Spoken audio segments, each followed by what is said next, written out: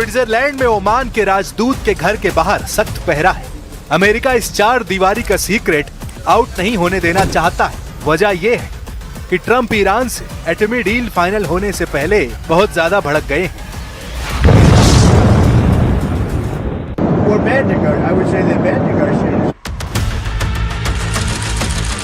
जब Donald Trump दुश्मन की गलतियां गिनाने लगे तो यकीन जानिए उसकी तबाही तय हो चुकी है। तय हो चुका है युद्ध जिसमें सुपर पावर के दुश्मन की सलामती सिर्फ सरेंडर करने पर ही मंजूर होगी, वरना अमेरिका मारता रहेगा और मारता ही रहेगा।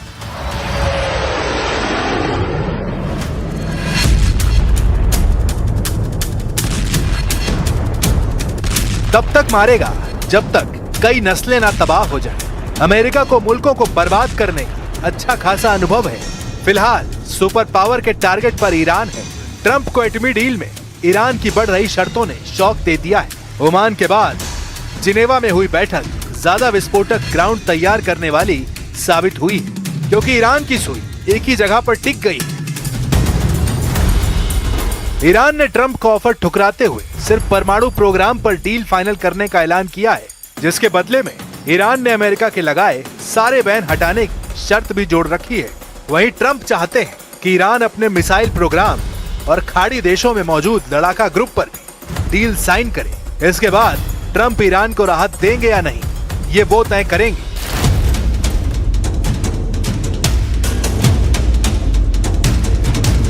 खामनेई और उनके जनरलों की जिद से भड़के ट्रंप ने ऐलान किया है कि वो एटमी डील में दखल देने का मूड बना रहे हैं। ट्रंप को लगने लगा है कि ईरान अपने स्टैंड से पीछे हटने वाला नहीं है।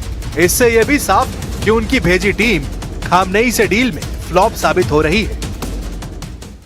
Involved in those talks indirectly, and they'll be very important. We'll see what can happen.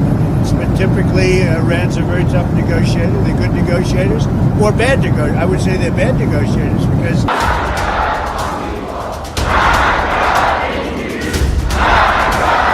Iran deal चाहता है, उसे इंकार नहीं, लेकिन डील सुप्रीम लीडर के उसूलों पर होगी, खामनेई के बनाए नियमों पर होगी। ट्रंप के आंख दिखाने, गुर्राने और जंगी बेड़ों से ईरान डरने वाला नहीं। इजराइल आरोप लगा रहा है कि ईरान का इरादा ट्रंप से डील का नहीं है, इसलिए उस पर वक्त रहते एक्शन लिया जाए। नेतन्याहू का प्लान ईरान के परमाणु पावर को जीरो करने का है। इजराइल चाहता है कि ईरान के एटमी अड्डों पर जितना यूरेनियम संवर्धन किया जा चुका है उसे फौरन कब्जे में लिया जाए। इजराइल का प्लान है कि ईरान में तैयार एटम बम का ईंधन किसी दूसरे देश में शिफ्ट न होने दिया जाए। नेतन्याहू ने इरादा जाहिर किया है कि ईरान के सभी एटमी अड्डों और इंफ्रास्ट्रक्चर को बमबारी कर तबाह कर दिया जाए।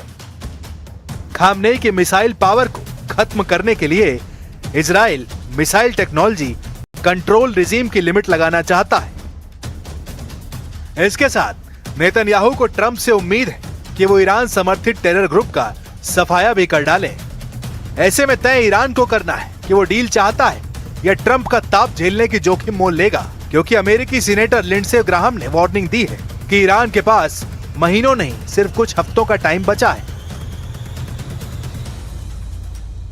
There are two lines in the water right now. One's a diplomatic line, trying to find a way to end this regime diplomatically that will advance our national security interest.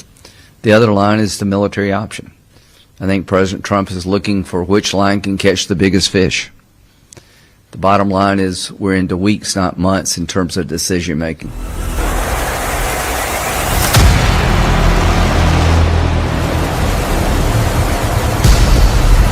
America की जंगी तैयारी, Iran के करीब बढ़ता हथियारों का जमावड़ा, खाड़ी देशों में अमेरिका के दोस्त देशों का पाला बदलना, सारे सिग्नल युद्ध के हैं।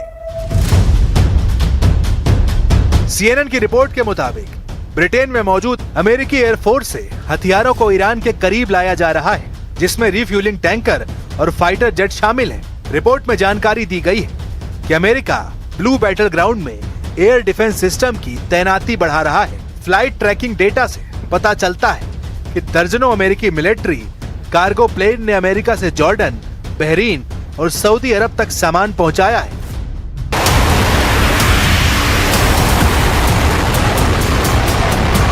हथियारों की कोई कमी नहीं है। जितने चाहिए उतने अमेरिका तैनात कर देगा, क्योंकि ट्रंप का असली मकसद ईरान में तख्ता पलट। जैसे वेनेजुएला से निकोलस मादुरो को ट्रंप ने उखाड़ फेंका है, वैसे ही कुछ तेहरान में होने वाला है। अमेरिकी सीनेटर लिंडसे ग्राहम ने ये बात तभी जुबान कह डाली है।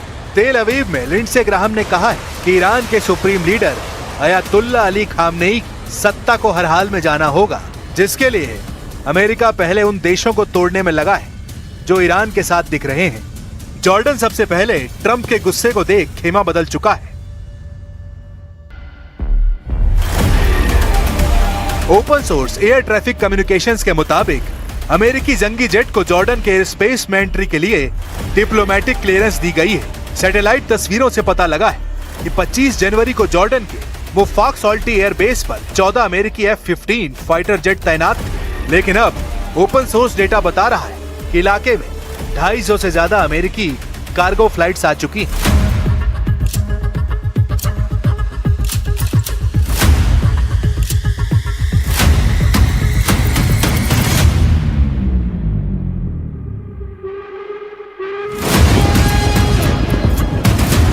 दो कैरियर बैटल ग्रुप, खाड़ी देशों में 20 अड्डों पर युद्ध की तैयारी। ईरान के लिए क्या ये काफी नहीं? आखिर अमेरिका हमले के लिए इतना इंतजार करने को मजबूर क्यों हो गया है?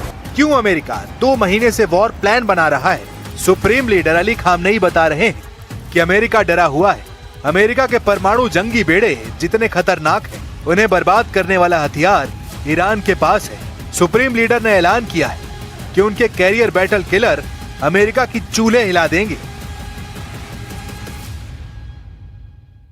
که از صحبت‌های اخیرش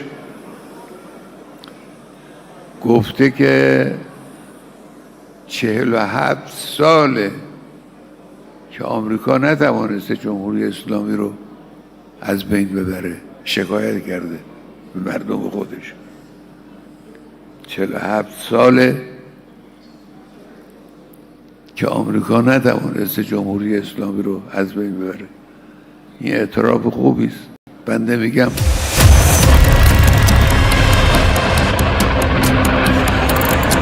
ईरान को अमेरिका से पुराना हिसाब चुकाना है। खामनेई ने जनवरी में हुए हिंसक प्रदर्शन का विलेन अमेरिका और इजराइल को बता रखा है। ईरान सुप्रीम पावर की धमकियों के बाद से युद्ध के लिए तैयार है। ईरान के अंडरग्राउंड मिसाइल अड्डों पर जनरलों की आवाजाही तेज है। सीक्रेट ठिकाने से supreme leader Ali Khamenei active है। होर्मुज़ स्ट्रेट में ईरान ने धमाके शुरू कर सुपर पावर को ललकार दिया है।